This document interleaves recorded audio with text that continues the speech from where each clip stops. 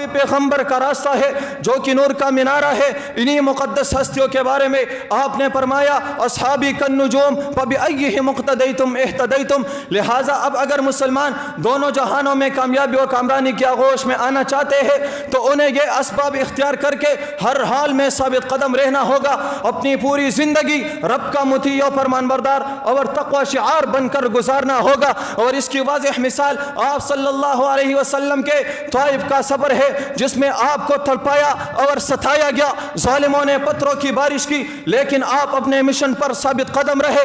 آپ کے صحابہ کو دیکھو، طرح طرح کی تکالیف برداشت کی۔ تاریخ سے پوچھو، تاریخ کہتی ہے میرے بلال کو تپتی ہوئی ریت پر لٹایا گیا، میری سمیہ کے جسم کو مکہ کے چوراہے میں 2 لخت کیا گیا، میرے خباب کے جسم کو داغا گیا، لیکن یہ حضرات اپنے مشن پر ثابت قدم رہے۔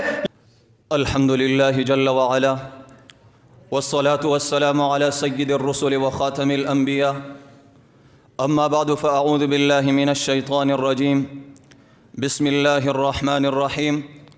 یا ایہا الذین آمنوا اصبروا وصابروا ورابطوا واتقوا اللہ لعلکم تفلحون۔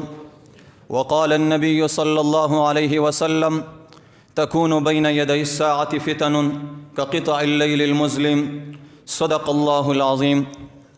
ممکن ہے کہ تو جس کو سمجھتا ہے بہارا، ممکن ہے کہ تو جس کو سمجھتا ہے بہارا، اوروں کی نگاہوں میں وہ موسم ہو خزاں کا، شاید کہ زمیں ہو یہ کسی اور جہاں کا، تو جس کو سمجھتا ہے پلک اپنے جہاں کا۔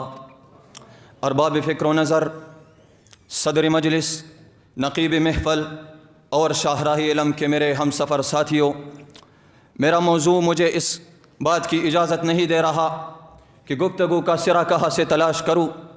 قلت وقت کے باوصف خیالات، موضوع کی ہمگیری، علم کی کم دامنی اور سخن محفل کی نزاکت و گرانی کا ایک تلاطم میرے قلب و دہن میں موجزن ہے کہ کہاں موضوع کی آفاقیت تو کہاں یہ ہچمدانی۔ وقت کا سکڑتا ہوا دامن مجھے اس بات کی طرف متوجہ کر رہا ہے کہ عصر فتن میں حفاظت ایمان اور ثابت قدمی کے عنوان سے کچھ معروضات پیش کروں۔ ارباب علم و دانش، دور حاضر کو سائنسی اور مادی اعتبار سے لاکھ ترقی یافتہ کہہ لیجئے، لیکن اخلاقی اقدار، روحانی بصیرت اور ایمانی جوہر کی پامالی کے لحاظ سے یہ انسانیت کا بدترین دور انحطاط ہے۔ مکر و فریب، شر و فساد، لہو و لعب، بے مروتی و دناءت کا جو طوفان ہمارے گرد و پیش برپا ہے، اس نے سفینہ انسانیت کے لیے ایک سنگین خطرہ پیدا کر دیا ہے۔ خلیفہ ارضی کی فتنہ سامانیوں سے زمین لرز رہی ہے، آسمان کانپ رہا ہے، بحر و بر، جبل و دشت، وحوش و طیور الامان والحفیظ کی صدائے احتجاج بلند کر رہی ہے۔ انسانیت پر نزع کا عالم طاری ہے، اس کی نبضیں ڈوب رہی ہے اور لمحہ بلمحہ اس جا بلب مریض کی حالت متغیر ہوتی جا رہی ہے۔ ہر شہر و قریہ شرور و فتن کی اہماجگاہ بنا ہوا ہے، ہر دن اپنے جلوں میں نت نئے فتنے لیے جلوگر ہو رہا ہے اور ہر رات اپنی 7 آزمائشوں کی نئی ظلمت لیے چلی آ رہی ہے۔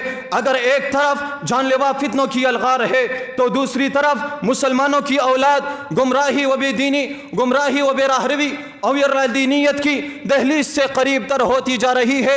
مسلمان بچے اور بچیاں نت نئے فتنوں میں مبتلا ہو کر اپنا مستقبل تاریک کر رہے ہیں۔ آفات و مصائب، حیرانی اور پریشانی کا ایک کوہ آتش فشاں ہے جس کے عالمگیر شعلوں نے پورے عالم اسلام کے امن و سکون اور حقیقی مسرت کو خاکستر کر ڈالا ہے۔ ہر طرف سے مختلف قسم کے فتنوں کی یورش ہے۔ عرض نبوی خبر